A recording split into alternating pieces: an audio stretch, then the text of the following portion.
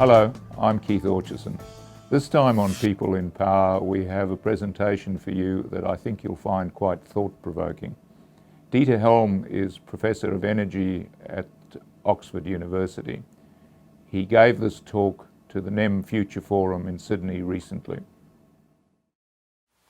The changes in technology going on all around us in the energy sector are substantial, profound, and of a different order of magnitude to what's been experienced probably over the last half century. For most of the 20th century, our energy sectors, electricity, oil and gas, coal, have been very much technological development free zones. So if you think about electricity, coal power station, it's 19th century, the gas turbine, 1940s, the PWR nuclear reactor, 1950s, and really not much else has happened. In cars, of course, our modern cars are fantastically more efficient, faster, safer than they were in the early parts of the last century, but basically the internal combustion engine has gone on and on. And until the end of the 20th century, how you got oil and then gas out of the ground was a pretty conventional technology. So after a period of that degree of stability, you would expect the energy sector to have developed in response to the cost structures that underlie those technologies, and indeed they have. But what we have going on now is something of a completely different order of magnitude from what we've had before. We have technical change coming from all directions, from generation, from distribution and transmission through to supply. We've had the fracking revolution in the United States, which has transformed the US from a long-term energy-dependent country into one within 7 years that's contemplating the export of LNG gas. And it's already had an indirect effect in contributing to the halving of oil prices. So these changes can come fast, they're profound, and they're already taking place. And what I would like to do in the minutes available to me today is to consider what this means for the conventional energy companies.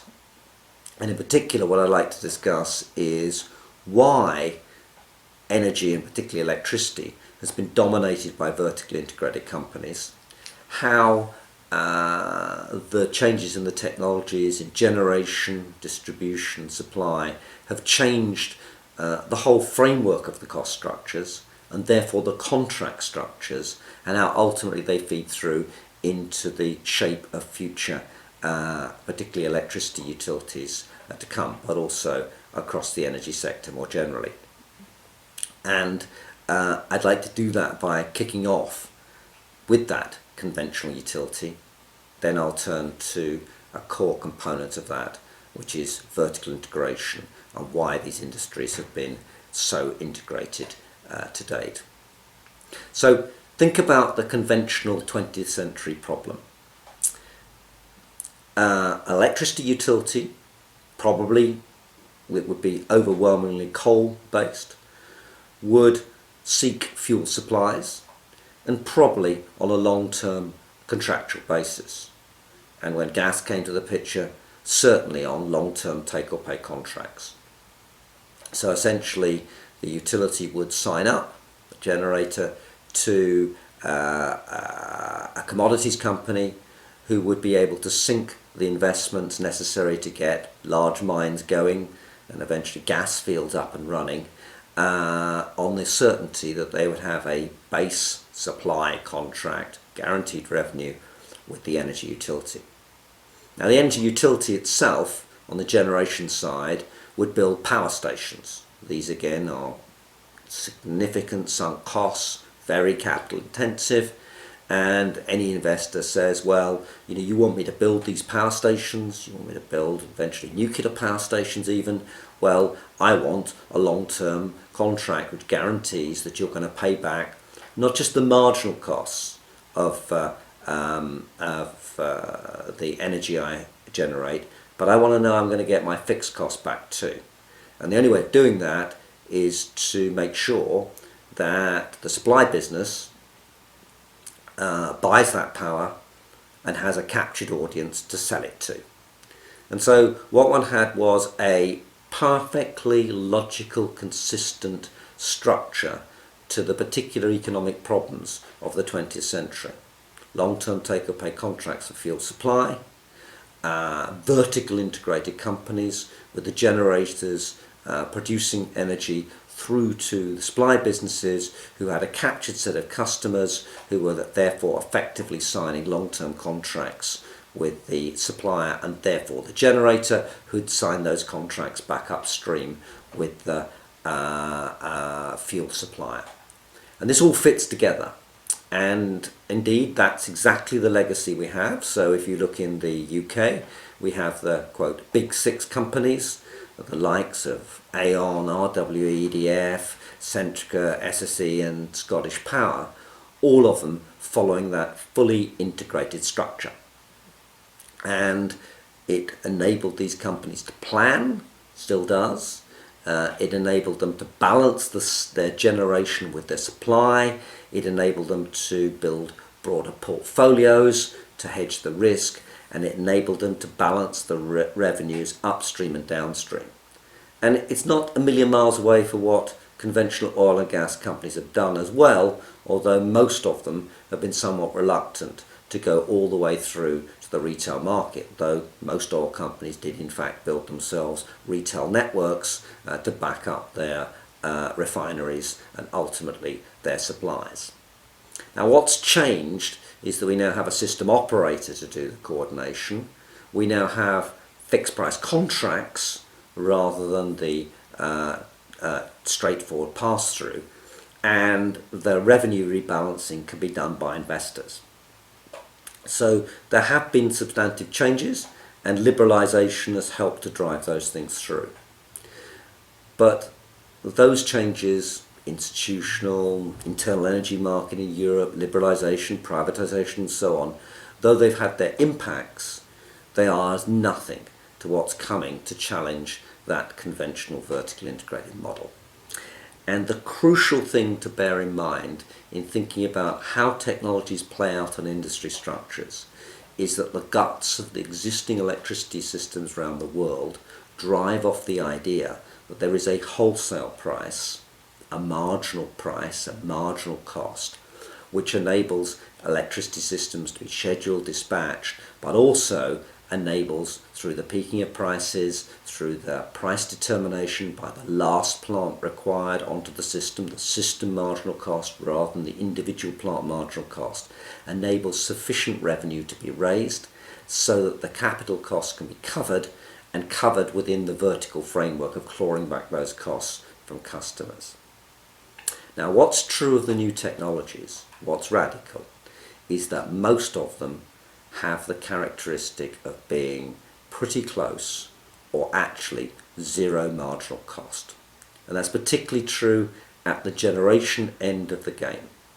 So if you look at all the low carbon fuels which are being driven into the system, wind, solar, hydro, all of these have zero marginal costs.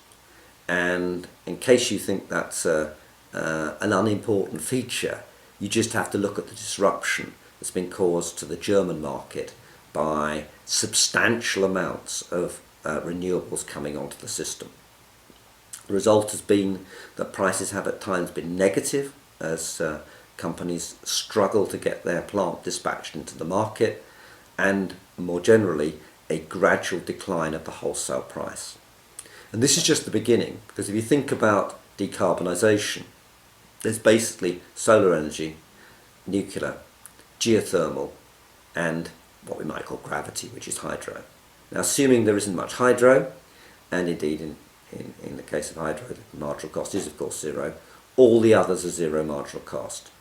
And in particular in the solar area, the scope for really big breakthroughs is substantial.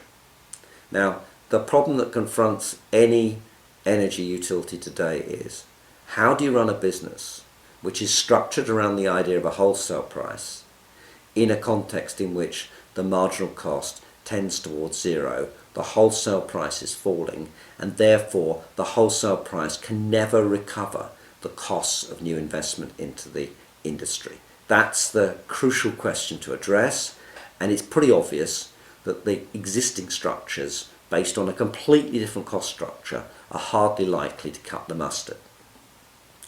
So if we think about how this has worked out, the way in which these technologies have been brought into the market in a huge number of variations across the world of different policy regimes is that effectively the renewables have had to be offered fixed price contracts. That's what feed-in tariffs ultimately are. They can be, have CFDs and all sorts of fancy things tying them to the apparent wholesale price. But the reality is renewables get fixed price contracts. And if you pile on fixed price contracts onto renewables and they disrupt the electricity system by driving the marginal cost down towards zero, you make it impossible for anything else to invest against the wholesale price. And that is already true in the United Kingdom, certainly in Britain, and it's true in quite a lot of the continent. In particular, you can't build gas stations against a falling wholesale price with spikes of negative wholesale prices thrown in. So therefore, on top of the feed-in tariffs or the renewable support contracts, fixed price contracts are also having to be offered to the thermal plants as well to pay their underlying costs, given that they can't rely on running at any particular point in time. That produces the result, quite remarkable in the British case, which is it's now the case that there are no substantive investments in the British electricity market at all which do not have a fixed price contract ultimately guaranteed by the government. The government is the central buyer of the system. And there are many analogies in the way in which the government as central buyer carries out functions which the old nationalised CEGB once did. That is our new world, and now the underlying structure of generation is one of costs which are backed by fixed price contracts, not from consumers in the sense of the consumers can switch between suppliers, but yes, from consumers in the sense the consumers cannot escape effectively the levies that come to recover those fixed costs through the use of system charge and other ways in which effectively customers are taxed to pay for the contracts. And in such a world, the generators' options are pretty straightforward. Basically, they bid for those contracts. You don't need a supply business because your customer isn't what matters. The government is the customer, the guarantor of the contracts which are offered. And this opens up a cornucopia of possibilities. Anyone can bid any kind of things for these capacity contracts or these FITs, provided they meet the underlying criteria. So actually, the generation market splits away, the reasons for vertical integration decline, and the opportunities for new entrants on a standalone basis become very substantial. That's all about generation, but it's not just technical change in generation. It's also about transmission and storage. I won't say much about new cabling technology, although long-distance transmission is now becoming possible, and certainly in Europe, interconnection is becoming much more economically feasible and therefore much more important in terms of the structure of different markets. But the big serious issue is storage. Now, the problem with wind and solar today is it's intermittent, but the problem for energy more generally is it's intermittent. So if you ask, why have energy utilities been vertically integrated? It is partly because there's been no storage. The need to plan and balance the systems at every point in time has been important. Now what's coming on the storage side has only just begun to reveal its potential. It's not just, and I'll come to this in a moment, that we might have electric cars with electric batteries. It's the possibility of direct storage of electricity, either at the point of generation, i.e. at the bottom of the wind turbine, for example, or in the home or in the factory. And some of you will notice that Telstra has made a big play recently of in-home batteries, but this seems to me only to be the tip of the possible iceberg of possibilities that come from storage. And of course, once storage is on the system in large forms and small forms, there is now no need for prices to fluctuate. So the characteristic of the wholesale market has those features and has to be put into frame. And that leads to the even bigger breakthrough that comes from electric cars. Electric cars become possible storage systems for the whole of the electricity industry. And we'll see big car companies coming into that frame. So storage is the second thing that changes the structure. The third, and this goes back to the original vertical integration, is that vertical integration was driven from passive demand. And active demand is now clearly a big possibility. The broadband hub is possibly the structure from which supply will take place. And that means that not just the demand side itself becomes an active part of the market, but it's also the case that all sorts of broadband type companies, Amazons, etc. will come into the market. So what does all this mean for future utilities? It means that basically the old vertically integrated model is bust because the cost structure has fundamentally shifted.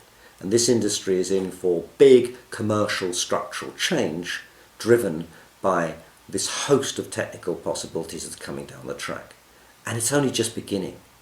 10, 15 years' time, it will be a very different place. But then, you know, I started my career doing my thesis on a typewriter. There was Tipex and carbon paper. There weren't fax machines, there weren't mobiles, there was no internet, none of that stuff. That's not that long ago. And people in the boardrooms of the energy companies need to understand that what happened in communications is perfectly possible in the electricity and indeed the wider energy sector, and regulators and executives and others need to catch up. Thank you very much indeed. You have been listening to Dieter Helm, Professor of Energy at Oxford University, speaking to the NEM Future Forum.